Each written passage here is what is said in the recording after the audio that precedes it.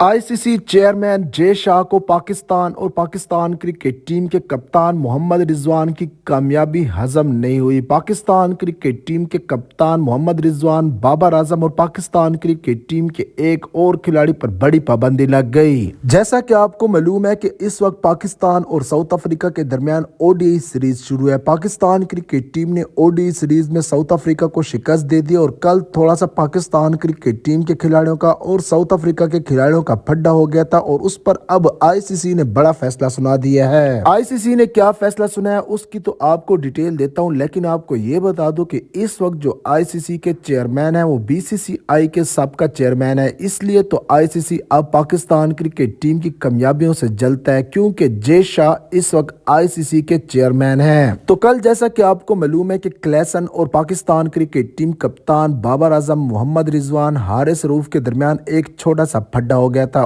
उसके बाद आईसीसी ने पाकिस्तान क्रिकेट टीम के तीनों खिलाड़ियों पर मैच की 80% फीस का जुर्माना आयद किया है। इसके साथ साथ क्लेसन पर भी जुर्माना किया गया और चारों खिलाड़ियों को वार्न किया गया है कि अगर एक मरतबा फिर भी आपने ऐसा किया तो आप पर 1 या फिर 3 मैचेस की पाबंदी भी लग सकती है।